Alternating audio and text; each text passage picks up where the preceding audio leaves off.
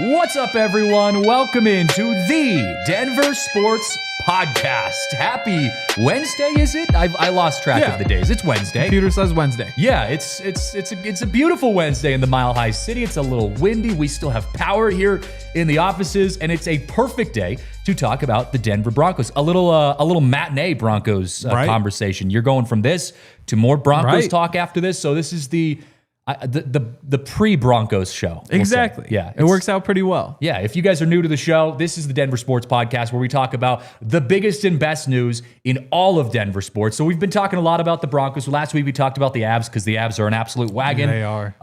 We've talked plenty about the Nuggets. We haven't quite talked about the Rapids yet because they're not really there yet. The Rockies are not there yet. But we still have some great sports here to talk about. We do. It's just we're very spoiled. Fun. Even last night, like watching the Nuggets beat the Houston Rockets again without two starters. Yeah. It just makes you feel so good. I know, it does. Or no, wait, that was the night.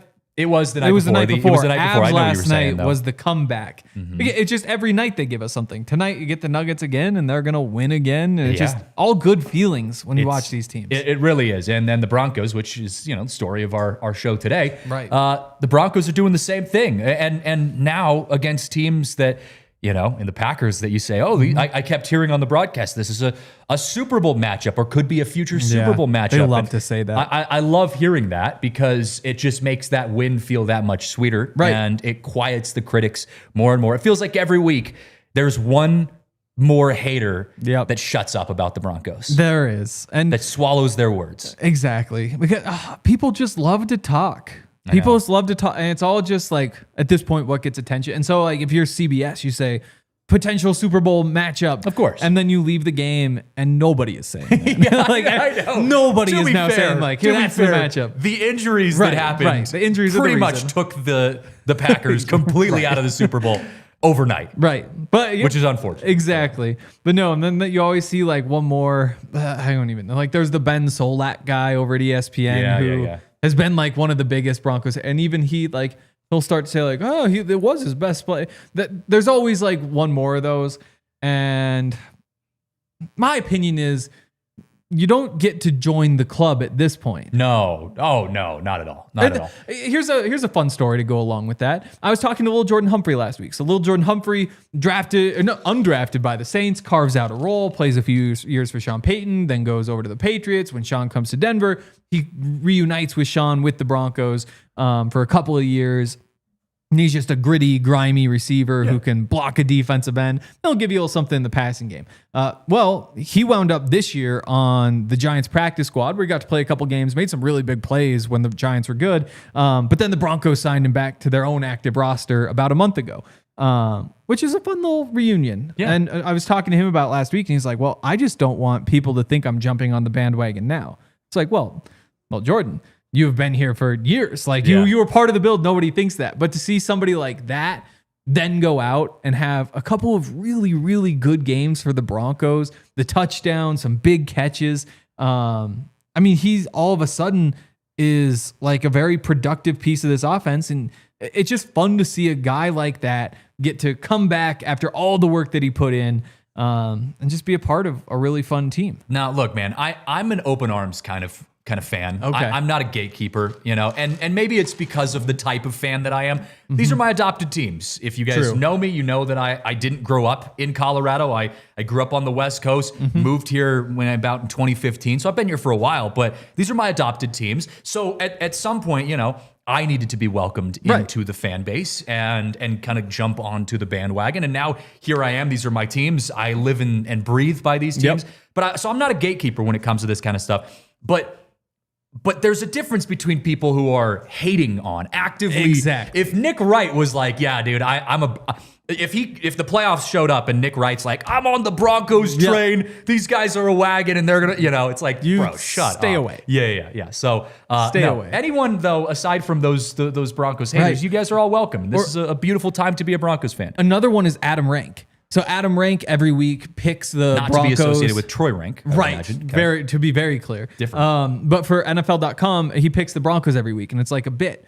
And so now Broncos fans love him. But it was only, I want to say 2 years ago. It might have even been up until last year. He was known as the biggest Broncos hater. Yeah. It was a half decade where every year he's like, "Yep, Broncos are going 2-14 this year." Back in the days, there was a 16-game season, and Broncos fans would just hate Adam Rank. And then all of a sudden he just like starts this bit where it's like, oh, Broncos fans hate me. Now I'm just going to pick the Broncos every week. Yeah. And then he winds up being right. And now everybody starts to love Adam Rank in Broncos country. It's like, well, I don't know that we should be loving you when this all started as a joke after you hated the Broncos. You're always picking against the Broncos. So it's just like a weird one. And again, like, it's not you always keep people out, but there are certain people like at this point, like, yeah, you say all your things about the Broncos, and now in week 16 when they have a scenario to lock up the 1 seed, you don't get to. Is it just a media thing though? Like, is it more of like, hey, maybe we'll keep some media people because of how much they've been outspoken against the Broncos? Whereas fans are welcome, right? If you want to be a fan of the Denver Broncos, if you want to be a fan of the Avs, the Nuggets, all of our teams, come on in. Especially like for you move here, you want to support the teams. There's a great reason to just start caring. Like, that is just fine. If you're, if you're somebody who doesn't like the Broncos or just out of nowhere wants to be like, I'm a Broncos, like, then it's just a little bit different. Like, if there's a reason, of course a reason is a reason. Like, then go right ahead. But there's always just it kind of self-regulates, I think, that the people who've loved the Broncos the longest enjoy this the most. And if you're somebody who's like, oh, I liked the Chiefs and now I like the Broncos and now, it's just, you're never going to get the feeling. Well, speaking of self-regulating, we are going to talk about some of the specifics from the Broncos. And I want to start this conversation by talking about the offense, because the offense, if you're talking about haters, if you're talking about skeptics within the Denver Broncos, or within the Denver Broncos, haters within the media, all of these kind of things, the offense is always what's brought up the most. And I think there are and have been legitimate concerns within the offense. Yet time and time again, the Broncos have proved that they are up to the challenge and that they have improved as an offense, and whether they've had bad offenses against bad teams or bad offensive showings against bad teams, they've shown that they've had good offensive showing against good teams. So I wanted to ask the question, how has, from your perspective, someone who covers this team intensely as you do, how has this offense progressed as it's becoming a crucial time period for this team getting close to the playoffs? Well, it hasn't just been linear. I think that's the first thing. There have been the ups and downs, and that's the way these things usually go, especially in the NFL. And I'll start here. So one philosophy that a lot of coaches have is that NFL teams change about every 4 weeks. That every 4 weeks you just become something else. And there's a bunch of different reasons. It might be injuries. It might be finding a young player who's good. You might be finding a different approach to an offense. You might be realizing, hey, a play action passing game is what we're really good at. You might defensively start leaning into the blitz, but everything just changes so much in the NFL because it's such a long season. And we've seen that from the Broncos this year. We saw them kind of come out pretty balanced without a true identity, and then see J.K. Dobbins and the run game become the focus. And by, that second 4 week span, you're leaning on J.K. You're realizing that your path to victory is through running the ball and that you're doing it really well. He's one of the most productive running backs in the NFL.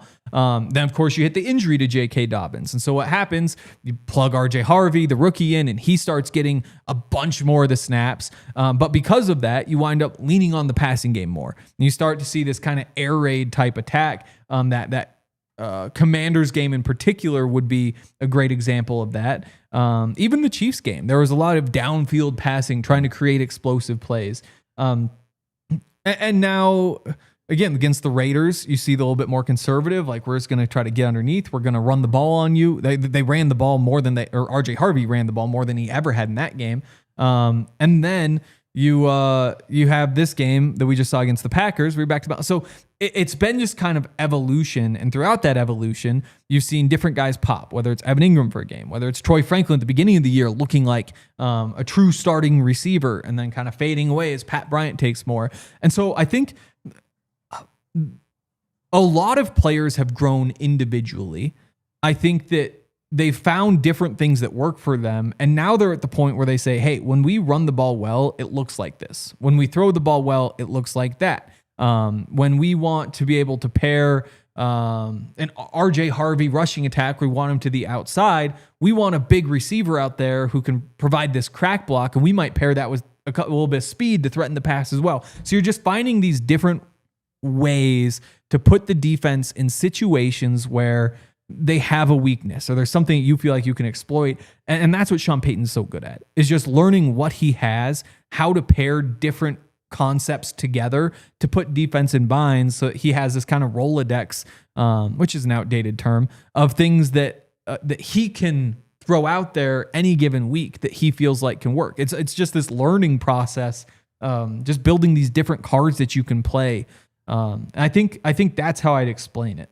Yeah. And then, of course, there's just Bo. Yeah. Bo, it looks really good right now, and he didn't at the start. Sure. And I do think the fact that the Broncos have shown that they are playing up to their competition, they've played down to their competition at times too, but it's always been enough to get the win. And that's all that matters. And I know we've split hairs plenty of times on, how messy some of these wins have been. And, the Broncos have only won, these many games by this amount of point. The score differential has been this low and whatever. A win's still been a win. And your offense has been progressing as the season has gone on to the point where you're saying, now you're getting close to the playoffs.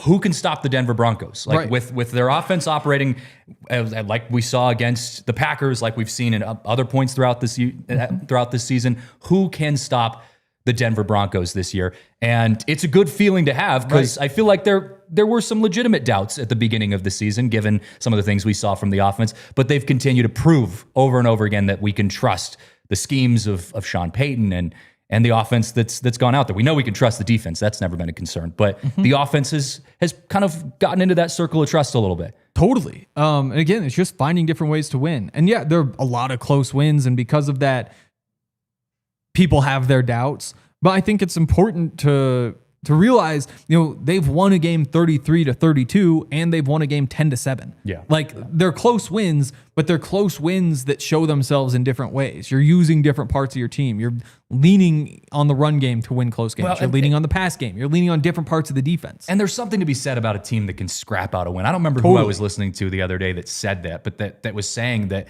they actually trust the Broncos more.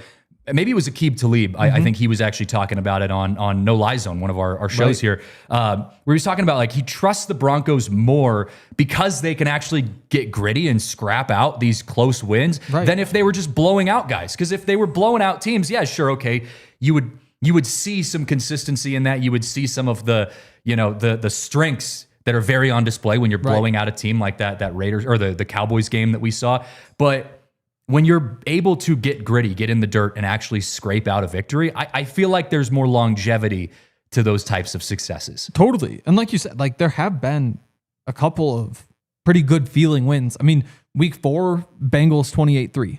Yeah, you're going up against a backup quarterback, but you blew that team out just like people expect. It's not like you let them into the game. The Cowboys, 4 weeks later, you beat them 44-24. And again, that wasn't the Cowboys at their best. It's not the Cowboys team that's fighting for a playoff spot right now, but you still blew that team out, and they had plenty of talent. The Raiders, they'll show up as 24-17, but they're up 3 scores with 5 minutes to go, and they give up some garbage time points. Like, it would be nice if just every week you were blowing teams out, but the fact that you're blowing a team out once every 4 weeks or so and finding ways to beat other teams in that stretch, like, you have to like what you've seen. And again, at the end of the day, the NFL is not a league where the best team comes out on top. Like, you look at the NBA, for example, where you have the 7-game series. Whoever's the best of 7 moves on to the second round. The best in 7 moves on to the conference finals. The best of 7 moves on to the finals. Best of 7 is the champion. Like, you have such a big sample size that the better team finds its way through more often than not all the time, but by the end, there's a good chance that you might have the 2 best teams or 2 of the 3 best teams fighting same thing it with out. baseball too. Right, exactly. Baseball has some of that. Hockey certainly has that. But in the NFL, so much of it is the home team wins 2/3 of the time in the NFL. Yeah. And if you're just playing, if you're the Denver Broncos, you lock up the 1 seed, you have 2 home games to get you to the Super Bowl. That's what this is all about. It's not about the power rankings. The data says you are the better team, and so I don't know if I can trust you. You trust the team that's at home. Yeah. And sometimes you can trust the road team as well. You know, if the Broncos were going on the road trying to fight their way through this AFC playoffs, then those conversations have more weight. But it's rare you see a home team not be in the game in a playoff game. And the Broncos are really good when they wind up in games, especially in Denver where they haven't lost. Is it 11 or 12 in a row now? It's tough to remember when these numbers just keep adding up and there's so many streaks to keep cracking. It's a good streak. And so it just doesn't matter whether you think they're actually this good. What matters is you get home games in the playoffs, and you don't even have to play in the first round if all goes well. Yeah, I know. It's a great spot to be in for the Broncos. We got to pause for our first break. After the break, let's get into the nitty-gritty. What specific goals are the Broncos focused on for the remainder of this season? Not just obviously getting the 1 seed in the playoffs, all that kind of stuff, but let's get down into the specifics of that. What goals are the Broncos looking at for the remainder of these upcoming games? We'll talk about that and more coming up next. Well, I want to give a huge shout out right now to our friends over at Toyota, because Toyota is the official vehicle of DNVR. And my personal favorite, I have been a Toyota fan my entire life. I grew up riding in Toyotas. My entire family's had Toyotas. And then when it came time for me to get my first car, I got in a Toyota Camry, drove the old Toyota around until about 300,000 miles, and then finally got the upgrade, got myself a new 2024 RAV4, and I have not looked back. It has been an incredible journey with Toyota, and there's a reason for that, because Toyota has so many great vehicles to choose from. When you find the vehicle that fits you, it lasts forever. I think all of my Toyotas, my entire family's Toyotas, have all gone over 250,000 miles. They last forever. You talk to anyone who's had a Toyota, and they say they are the most reliable vehicle on the market. And it's not all talk. I mean, go try it for yourself. They truly last a lifetime. And there's so many different choices. You can go SUV, you can go trucks, you can go sedans. They have different options to fit your needs. So if you're in the market to buy yourself a new Toyota, visit your Front Range Toyota stores at a location near you. AutoNation Toyota, Arapahoe and Centennial, Corwin Toyota in Boulder, Groove Toyota in Littleton, Mountain States Toyota in Denver, Stevenson's Toyota East in Aurora, and Stevenson's Toyota West in Lakewood. Toyota is the official vehicle of DNVR. Well, I also want to give some love to our friends at New Built Construction, because New Built is a huge partner of ours and something that's very important, especially right now. I know you guys have probably heard it's going to be super windy today. I know some of you might be without power. And this ties in directly to a company like New Built, because New Built is a company of licensed general contractors that can help you with any project or any home emergency. And look, I get it. It's not glamorous to talk about home emergencies, but speaking from experience, when something happens at your home, whether it's wind related, water damage, fire damage, whatever that looks like, you got to have a company like New Built that is available to help you out when that emergency happens. And the cool thing about New Built is they have licensed general contractors who are available 24/7. So it doesn't matter if it's 2 a.m. and you hear some pipes leaking inside your house, or maybe a tree bursts through your window, or whatever. God forbid anything like that happens. They are available 24/7 to help you out. They do fire damage, water damage, mold removal, repair services, commercial projects, and so much more. So when that home emergency hits, New Built Restoration and Construction will be there at nubilt.com or 720-903-4254. Again, that's 720-903-4254. And let them know that DNVR sent you. Welcome back here on the Denver Sports Podcast, where we talk about all things, the best sports topics in Colorado sports. Christian Saez, Henry Chisholm with you. I want to address a comment here, though, real quick before we jump into our next segment.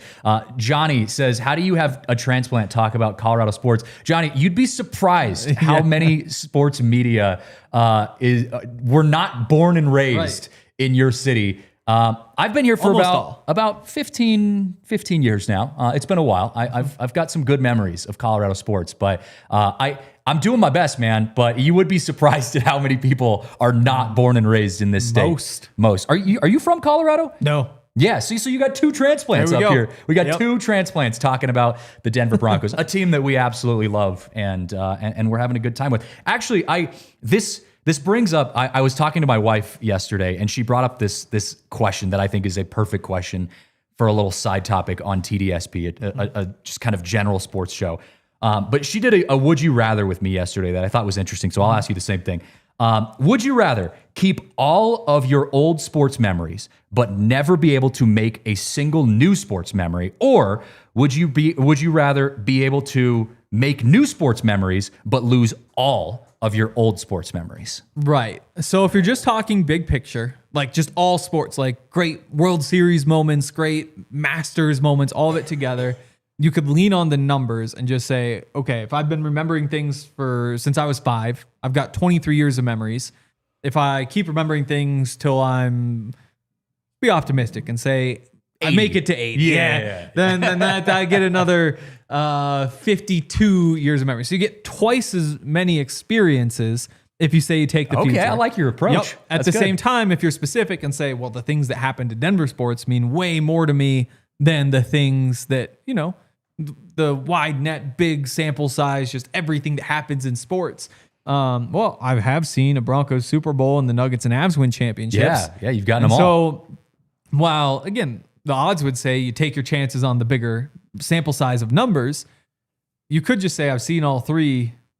I'll cash out right now. But I think I would say I'll go. Just give me the rest. I'll give take me the rest. numbers. Yeah, I know. It is. You would be losing out on a lot of good sports memories. Obviously, right. Even for two people who like we were saying, weren't born and raised in Colorado. Yes. We've spent decades living here now, and we've seen the championships that have popped up. Yep. We've seen Rockies in a World Series. Rockies in a playoff series. I know. A little Rocktober action thrown in there. That might not happen in my lifetime. But I think the interesting thing too is that we're like smack dab in the middle of the golden era of Colorado sports. Yes, we've seen a Jokic and Murray championship. Right. Yes, we've seen McKinnon and McCarr get their Stanley Cup, recently, and we're entering into a championship era for the Denver Broncos. Mm-hmm.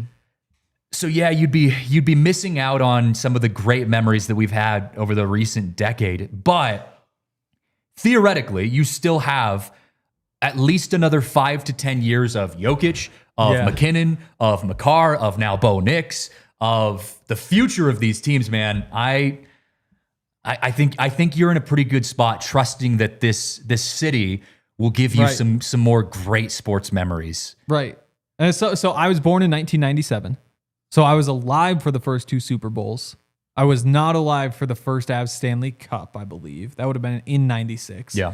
And then I was obviously alive for the second Stanley Cup, but as a 4-year-old, I don't have memories of it. Yeah. So people who were just like locked in as 4 years old. Anybody who's like 6 years older than me might come up with a different answer if you also get 2 more Stanley Cups and 2 more Super Bowls out of it. Then like the odds of 3 Super Bowls, 3 Stanley Cups, and an NBA championship over the next 52 years or whatever we decided becomes a little bit less likely. The other lens I'm looking at through this is we just recently found out that we're expecting our first child. Oh, and so I had actually heard, but I figured you would know. Yeah. But so there's like this different change in like lens that I want to have like these memories with my kid, my future son or daughter. Like I want to be able to make these memories. I hope the damn Rockies are good one day. True. And I can, talk about my love for baseball and all. Like there's the future of that is always exciting. Also, just the like sheer joy and also the pain, the heartbreak that we've seen, a couple Game 7 losses for the Avs and the Nuggets recently. Like that's part of being a sports fan. And yes, those memories are there, but if you don't get to make any more of those, what's the point of being a sports fan in general? True. Like, I don't want to live in the past. So it's a good question. I love that question from Marissa to me yesterday. But you got to go with the future, man. Live in the future. Don't live in the past. So that's it. Yeah, that's the right answer. Make those new memories. Take the numbers. All right. I asked before the break, specific goals for the Broncos at this point in the season. I think you guys talked about this a little bit on your show yesterday. If I was seeing some of the clips from it, the question of should the Broncos, if they clinch the number 1 overall seed, should they start resting players? Should they bench some of their players getting towards the end of the season? So I think that's a good little combination of this, of what are the goals becoming for the Broncos now? Because theoretically, you're in the driver's seat. You're in the playoffs no matter what. Now it's just a matter of, do you get that number 1 overall seed? Do you get the bye week or the first round bye? What does that look like from your perspective as the Broncos try to figure out the next couple weeks of football before the playoffs? It's all just Super Bowl. Because that's what the game's about. That's what any game's about. It's just about coming out on top in the end. And again, if they don't win it, then there's so many great things they did this year that we'll get to enjoy. You win a Super Bowl, that's that's a different level, man. Right. I mean, because we look back on those 2013 Broncos sure were fun. And there's kind of a list of those teams. You're like, good memories then.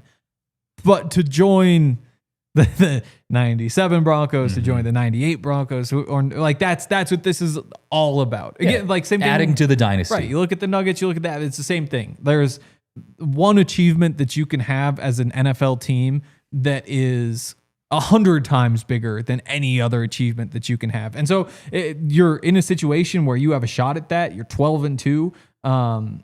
The year isn't a failure if you don't win a Super Bowl, although there is a case to be made that any year you don't win a Super Bowl is a failure. But yeah, I mean, you look to that ultimate goal and you figure out what the path is. And that's one of the things that Sean Payton has said since he got here. Every year there's 3 goals. You win your division, you get the best seed possible, and then you win the Super Bowl. And that's kind of the path. And they haven't quite locked up those first 2, but again, they all kind of just one feeds into the next. And so it's all about how do we best prepare this team to win a Super Bowl, and then you work backwards from there. Yeah. It's interesting that you brought up just a little side topic here from what you were saying, that, many would consider it to be a failure given what the Broncos have done if they don't win a Super Bowl this year, given the record and all the success that they've had. What's your take on that? Do you think if the Broncos, because this was supposed to be a rebuild year, right? This was supposed to be a year where you were like, okay, made it to the playoffs last year. Maybe we make it to the playoffs this year and it's a better game. Or maybe we make it to the second round of the playoffs this year. And that's something that we can say, we've seen growth from that. And then maybe the year after that, we can start talking about Super Bowl. Well, now that script has been completely flipped upside down. This is a Super Bowl team on paper. If the Broncos don't win a Super Bowl, in your eyes, despite it being crafted as a rebuild year, is that a failure?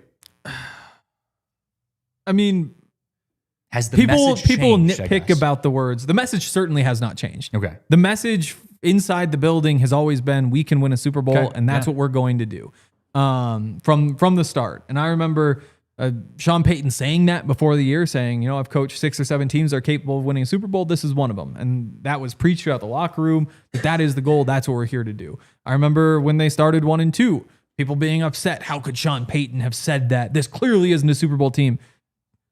Well, guess what? Sean was right. And all of you overreactors were wrong once again.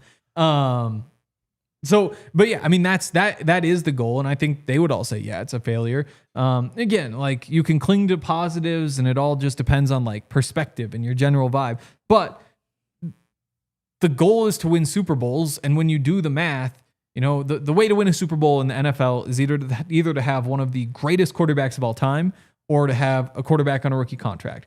And so far, the quarterbacks who've been able to win Super Bowls without being on a rookie contract are Patrick Mahomes and Tom Brady. Otherwise, it's all guys who have been on contracts that are not excessive. Even go back to Nick Foles technically wins on a pretty cheap contract.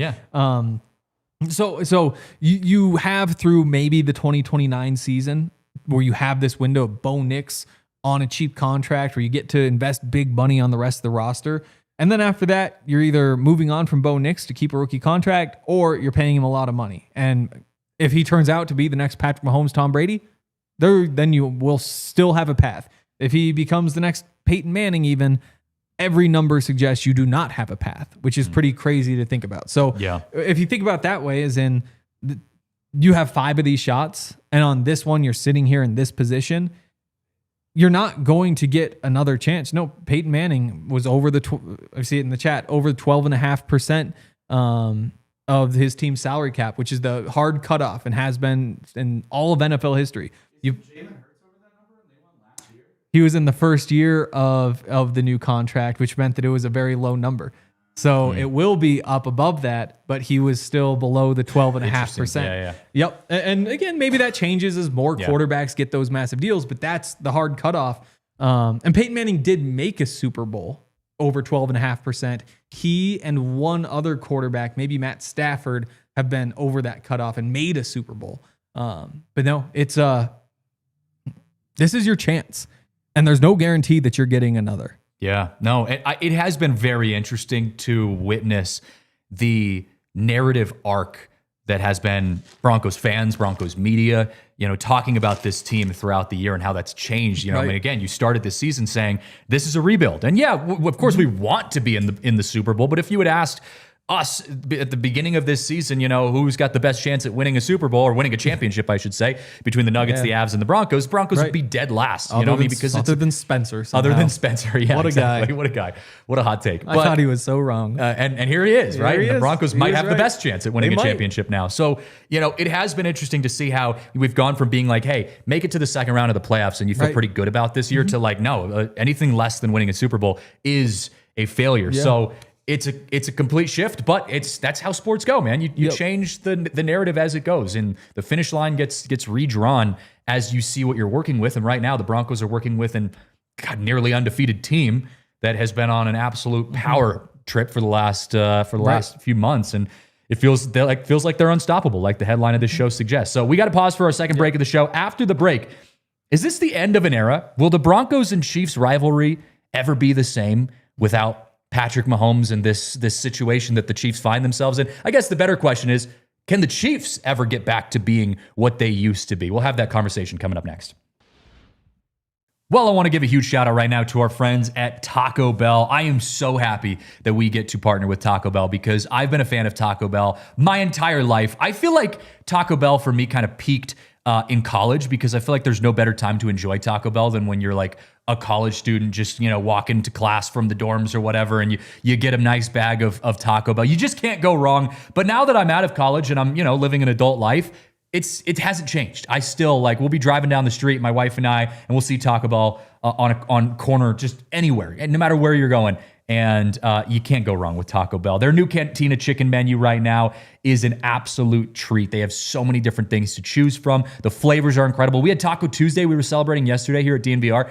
And I got to eat Taco Bell before I went on my show, and it was the best treat. I mean, I felt like I felt like I was in a better place doing the show because I had Taco Bell. So try this amazing Taco Bell menu for yourself. And the cool thing with our partnership with Taco Bell is we initially partnered with them to talk about the Buffs boxes, but the Buffs boxes have officially sold out because they are so dang good. But your local Colorado Taco Bell restaurants would love to hear from the fans which student athletes you would like to see featured on the collector cups for the 2026 football season. So put your comments in the chat. Let us know what you think deserves to be featured next year. Buffs love the bell.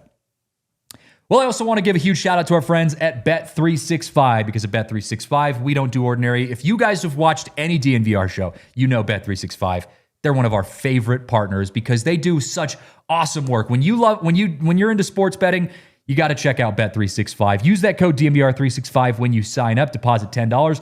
Choose between either a bet and get offer, place a bet of $5, get $150 back in bonus bets, or a first bet safety net offer, placing a bet of up to $1,000. If your qualifying bet loses, you receive a matched refund in bonus bets. And my personal favorite, the early payout offer. So whether you're into football, basketball, baseball, hockey, whatever your sport is, you use that Bet365 app, use that code DNVR365, and you can check out their early payout offer. And so basically what that means is if your team goes up by a certain amount of runs or points throughout the game, you get the payout no matter what happens the rest of the game. I think in baseball, it's 5 runs ahead. So, hey, if you're betting against the Rockies and they're down by 5, and you get paid out for that, and maybe you never know, they can come back and get the win, and you get a little double victory there. So use that code DNVR365 when you sign up. See why it's never ordinary at Bet365. Must be 21 or older, physically located in Colorado. Please gamble responsibly. If you or someone you know has a gambling problem and wants help, call or text 1-800-GAMBLER.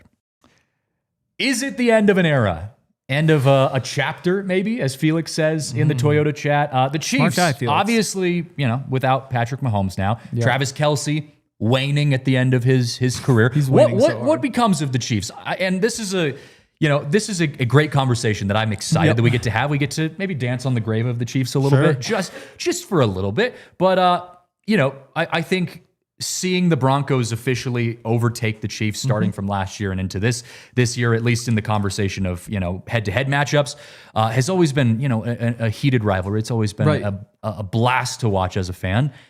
And now we're sitting here looking back and saying, what the hell happened with the Chiefs? What's going on? Are they going to be that team that the Broncos circle every year on their schedule saying, we got to get through this team? Or has that ship kind of sailed for a minute? So I think the Chiefs are at the center of everything we've been talking about. I think, we talk about goals going to the Super Bowl like we didn't expect it.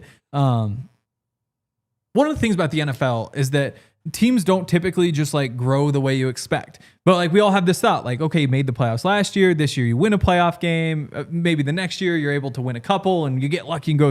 But typically that isn't how it goes in the NFL. And one of the reasons why last year they made the playoffs, this year maybe they win a game and that's a step in the right direction. Well, we talked about road teams don't win in the playoffs very often. I mean, just don't win in general very often. It's a pretty big upset. And unless you win your division, you don't get a home playoff game. And that was always kind of the roadblock. So, the linear path that Broncos fans are just this is kind of our conservative growth plan. That includes you don't surpass the Chiefs to win the division this year. So you wind up going on the road to New England or wherever you may be going. Right. And there's a chance you wind up we're only going on the road to Pittsburgh. But going on the road to Pittsburgh in the playoffs, not something you generally want, even if this Pittsburgh team is not the one that we've seen in the past. Yeah. So I think that's kind of the big thing here is that the reason all of this is possible for the Broncos, the reason they're in this position is because, again, step one of Sean Payton's plan, you win your division. And they were able to beat the Chiefs for the division. And they still haven't locked up beating the Chargers, but that is where all of this stems from, is you finally did that. And so now the door is open to you. You get at least one home game in the playoffs. You might get 2 home games, and that might be all you need to play. So to win in the NFL, you have to win your division. Yeah. There are a couple of exceptions. You go back to some Giants teams. Maybe one of the 2 Giants teams won the Super Bowl as a wild card. I believe the team... You're talking the Eli Manning era? Yeah. Yep. And there are probably 3 or 4 teams as a wild card in the past 25 years who've been able to do it. And very few others who've even made the Super Bowl. Because again, going on the road and winning 3 consecutive playoff games, that's hardly even feasible. So again, I know this is a little bit off topic from the more direct Chiefs question, but that is what this is all about. The door is only open to win a Super Bowl if you win the division and get through the Chiefs, which they finally did. Can they keep doing it? Again, we'll see. Yeah, we'll see. But I mean, it does feel, it's not like the Broncos just, outslugged the Chiefs and the Chiefs are still going to be in the playoffs, but the Broncos just, have won so many damn games that you can't, you put them a step above. The Chiefs kind of fell off. They took themselves out of the picture. That's the thing. I mean, I don't want to say that the fact that the Broncos are where they're where they're at. Is that the right? Yeah. You're not supposed to end the sentence with at. Sure. So they are where they are. I don't want to say that the Broncos are where they are. Yep. Because the Chiefs are bad now. But there is something to be said about the Broncos getting really good and also the Chiefs falling off the face of the earth a little bit. And so I do think there's legitimate concerns if you're a Chiefs fan, God bless you, that your team might you might need to rebuild a little bit. I mean, you got to fix some things. There's some legitimate concerns. So then that brings up the question of the Chiefs will always be a rival of the Broncos, just like the Raiders. No matter how bad the Raiders are, the Raiders are going to be a Broncos rival. But from a talent perspective, who's the new rival of the Denver Broncos? Who's the team that gives you the most concern where you look next year, no matter what happens this year, and you say, I'm circling this team on my calendar. This is the team we got to get through. Is it the Chargers? Is it the Patriots? Where do you go from here? It's interesting. And so we'll hit the Chargers because they're also obviously in this race and they'll be in it every year. Won 11 games last year. They've already won 10 games this year. So that's a team that you have to contend with for the division. And you can look back and say, hey, Chargers could have beaten the Jags and they got blown out in that game, but they're probably capable of that. They certainly could have beaten the Giants. They just happened to hit the Giants as they were in that, Linsanity run, as I like to call it, where Jackson Dart, Cam Scadaboo, they were capable of winning more. Also, the Broncos were capable of just beating them, and in that case, they'd already have the AFC West locked up. But so the Chargers will always be right there, and I think you just expect, based on what we've seen, them won 11 games last year, probably win 11, maybe even 12 this year. They'll be right there in that tier. The Chiefs, though, it's just tough to say. And it starts with what exactly is Patrick Mahomes' injury, because he tore his ACL, and then there's the report that he actually tore his LCL also, which complicates things. And how severe is this? Is this the 9-month recovery, so he's back for the start of next year? That's still probably the most likely scenario. Is this a more serious knee injury where it could take time and we don't see him for a lot of next year? Very possible. I mean, if it's 12-month recovery, then obviously he's coming back with 3 games left in the season. Is this a Landeskog injury? Right. Like, what are we looking at? Yeah, totally. And so for the Chiefs, it's just breaking news. For the Chiefs, it all starts with Patrick Mahomes. And you look at what the Celtics do, knowing they don't have Jason Tatum for the season. They kind of tear things down. They find ways to restructure. If the Chiefs don't believe Patrick Mahomes is back for more than half of the season, it probably makes sense for them to say, hey, this is our chance to break things down, tear down this year so that we can kind of build back up, get some contracts off the books, build for the future. And, that would set them back. And they would have to hit that rebuild right to put themselves in a situation. And when you have Patrick Mahomes, assuming he comes back and is himself, remember what makes Patrick Mahomes so annoying to play? A lot of what he can do with his legs, the feel he has in the pocket, if he loses a half step of athleticism, he's still going to be a really good quarterback. Yeah. But there's a world in which Patrick Mahomes' best days are behind him because so much of what he does involve the mobility, the flexibility, and all the different angles he uses. So there's just so much that's up in the air for the Chiefs right now.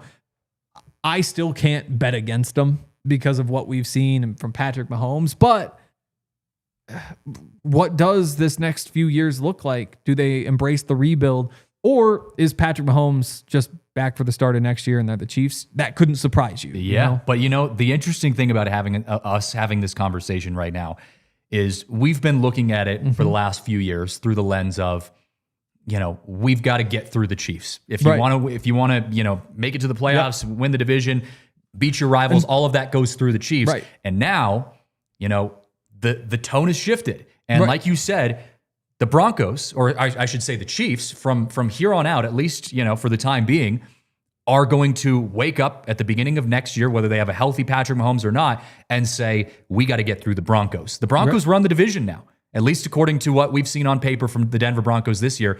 This is the Broncos division now. That has shifted from what we've seen. And when you know that there's one team that you need to get through, and that's going to be tough to do, you build your team to beat that team. Yeah, like Jokic. I mean, it's like everyone builds their team to beat Jokic, What right? did the Timberwolves do? Yeah. They get the 2 big guys to go in there. And the Lakers, and it worked right? for them. Eventually, the Timberwolves hit their own problems with that setup where they play 2 centers because it made it tougher to beat other teams, but it did help them to just beat the Nuggets. And so when you look at the Broncos, to beat the Chiefs, you need to be able to cover for a while, and you need to be able to go get Patrick Mahomes. And, if your run defense is a little leaky, it's annoying, but it's not the end of the world because, if they're handing the ball off to Isaiah Pacheco and Kareem Hunt, you're just fine. So when you have a Pat Surtain you can leave on an island, you've got some other guys you might trust, the safeties you might trust on Travis Kelce, that you see him put Pat Surtain on Kelce occasionally. Like, they built this defense with the Chiefs in mind. And so if they think that the top threat is no longer the Chiefs, do they embrace a different philosophy? Probably not, just because what they found also works. It's working when you perfectly. can line up and play man coverage against anybody like that, there are places that you can go with that deep in the playoffs. So I don't think that there are huge structural changes to the way the Broncos think about the Chiefs. But I do think that they've proven that they are capable of beating the full strength Chiefs because they beat them head to head this year. They've won more games than them this year. And it's on the Chiefs now to find a way to compete for the division because it does look like it's going to be the Broncos division. And you might see them try to figure out what you do to stop a Bo Nix passing attack? Yeah. And how look, do you beat a Broncos deep? Like, those are the questions that are now, the ball's in their court. And again, the narrative, like we talk so much on this show specifically about the narrative from all of our teams. You went into the regular season for the Nuggets and the Avs saying, these are the teams to beat. The Nuggets are the team to beat, along with OKC. For all the rest of the NBA, OKC. The Avs are the team to beat, along with Dallas, maybe, in the NHL. But the Broncos were like, okay, they're going to be good. They should be good, but we just don't really know what we're going to get from them. They can beat anybody, but they're the team to beat. And now it's like Broncos are the team to beat. They're the number one team. Right. Like they can go up against anyone's biggest and best. Yep. And so now you've got 3 teams in Denver, in Colorado, that are all circled on all of their opponents' schedules as, we got to play that Colorado team. Yep. And again, the big thing is that they've just put themselves in this situation because a Broncos team that is the exact same team, just as talented, just as well coached, but for whatever reason, the bounces went the other way and they're sitting here at, let's just say 10-4 instead of 12-2. Yeah. You're talking about a totally different world. You're talking about having to punch up to catch the Chargers, hoping for help because you're probably going and playing in the wild card round on the road.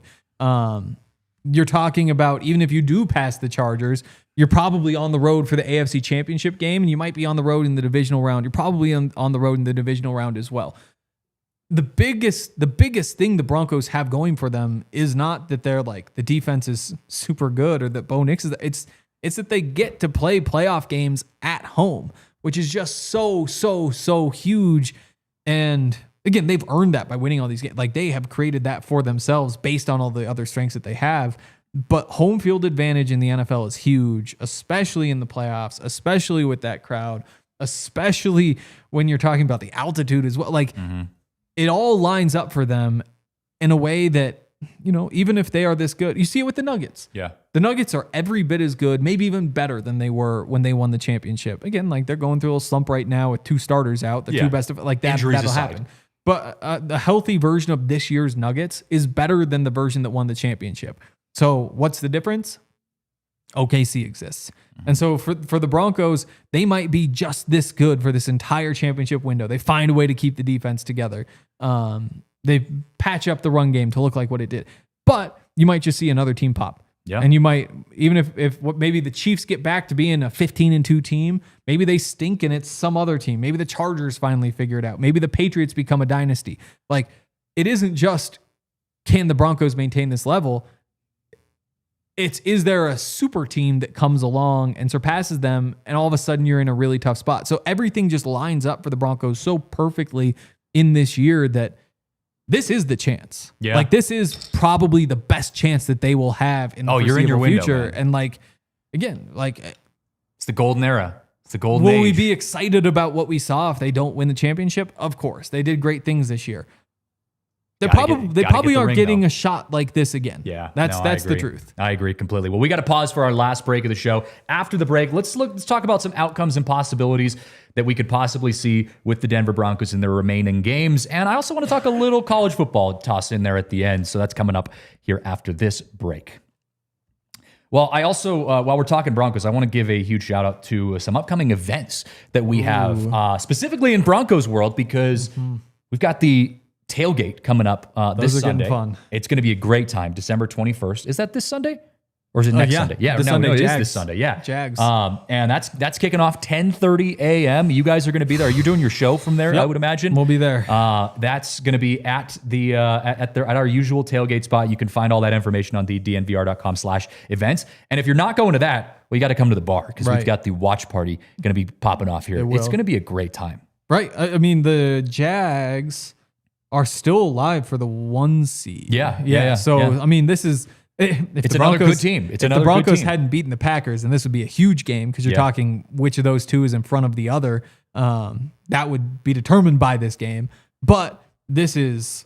it's big. Yeah, right. When you're playing another top 4 seed, another division winner in the AFC, obviously a big game. And it's just another big test for the Broncos. Yeah. I mean, you might see him again. Yeah, and that's the thing is I think, it's not like you are playing the Raiders to finish out the season or the Cowboys or something like that, where you're like, we can maybe kind of just take our foot off the gas a little bit and keep some guys healthy and what. I mean, no, like this is a huge test. Totally. I mean, and there's there's a world in which You're getting this is your playoff ready AFC now. championship. Like if you see Bills, Pats play each other in the first round, Pats move on.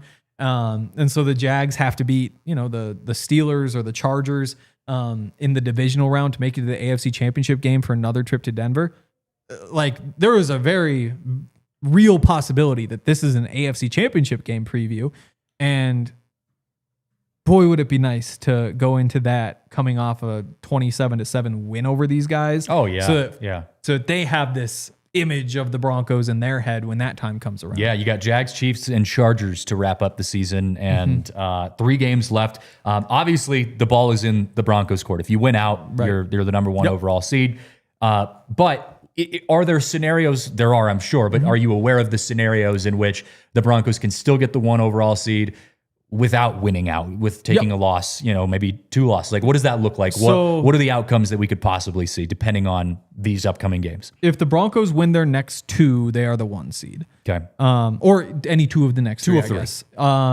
If the Broncos win this week and 3 other things happen, so the Chargers lose on Sunday Night Football to the Ravens. Okay. The Bills lose. The Chargers are not Sunday Night Football. You need the Bills, the Pats, and the Chargers to all lose. Okay. The Bills, it's the Pats. With Pats the Broncos play the win Ravens. this Sunday. Yep, with the win. So Pats play the Ravens. Chargers are underdogs against the Cowboys. And the Bills are pretty heavy favorites in Cleveland against the Browns. Okay. So two of them, I think, are actually, no, not favored. One is favored. One is about 50-50. And the other, you're asking for a pretty big upset. But if the Bills lose the next week or the Broncos win the next week, then you're all good. But the other thing is if the Broncos take 2 out of their next 3. Yep, then you're set. Then you're set. Yep. So the ball's in your court, the driver's seat. And like you said, this is as good of a time as ever. It's why Spencer, despite it being an insanely hot take when he said it, because it was before the Broncos beat the Chiefs, a couple weeks ago. Right. And we were still kind of like, what is this team? Yeah, they're playing well, but what's their identity? Who are they? The Broncos have the ball in their court. They're in the driver's seat. They have everything in their control.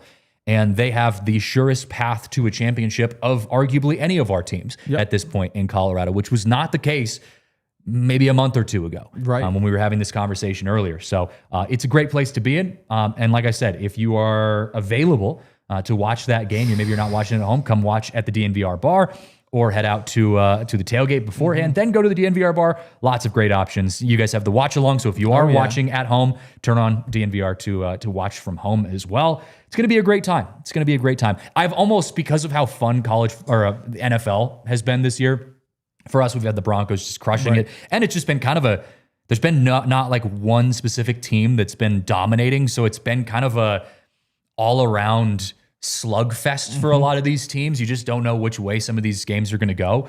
It's been a really fun NFL season so far. I haven't paid as much attention to college. Also, our college football teams here in Colorado have kind of sucked.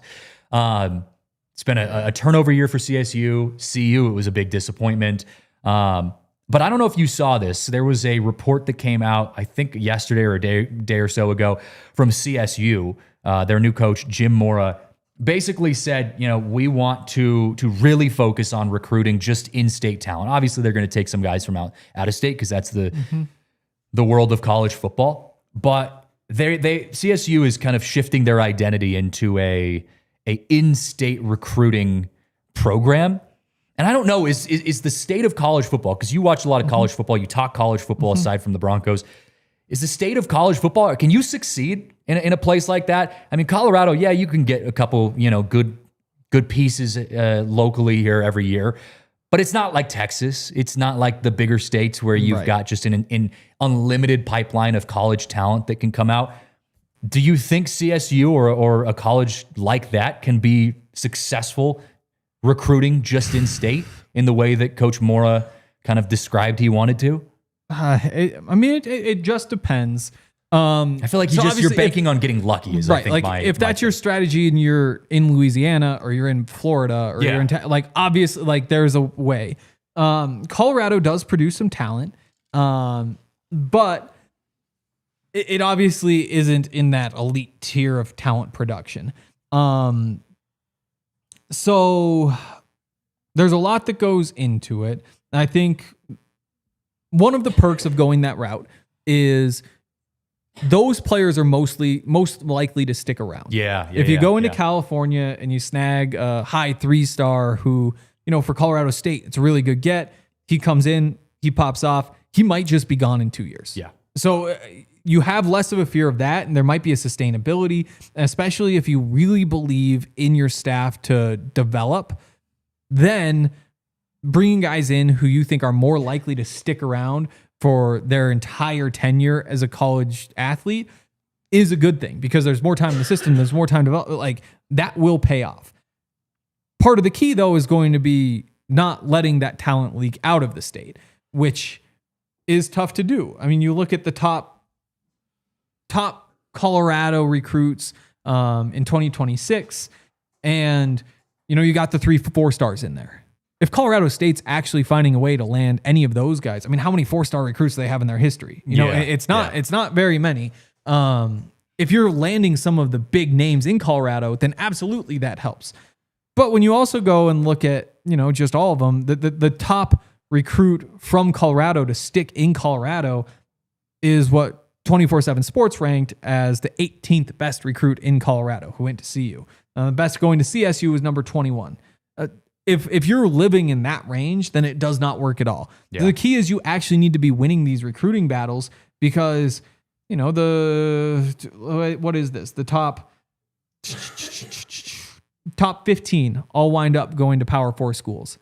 Can Colorado State convince somebody to choose Colorado State over UCLA, over Cal, over Vandy, over UCLA, Iowa State, Kansas State? Hell, you got to convince them to choose CSU over CU, right? In a lot of cases. I mean, that's here another in-state school that you're just right. That's a tough recruiting battle, no matter what. And that's one of the perks, is that Colorado just doesn't really recruit in Colorado. Yeah, and so that helps you out a little bit, but I just don't buy that there's a path to getting enough of those top 15 type guys to stick around. Is there a college sport that adheres to recruiting in state better than others? I'm thinking like volleyball, or I know maybe, like, speaking of volleyball, I call college volleyball, and a lot of the success of CU, a ranked volleyball school, and also UNC, another ranked volleyball school. They have a lot of players from within Colorado, but I would imagine it's a challenge to do no matter what sport you're playing in. Right, you would think. I think so much of it's just local too. Like, if you're in Arizona and you're trying to build a golf team, I bet you've got some talent there, and you're trying to build a football team, like something like that. Exactly. Texas, so like, so much of it is, I'm not sure where the volleyball hotbed is. Yeah. But like, I think football, Arizona's a good bet. Football, you just kind of go around. You say like, okay, California's good. You go down to Arizona, all right, solid, maybe even better than Colorado, I would guess, but I could be wrong. New Mexico, not much, but Texas, you hit big. Like, all the South, you have all the big boys. That's where all the linemen come from, and so you kind of take that route, and those are the places where in-state recruiting can really go a long way. It's just,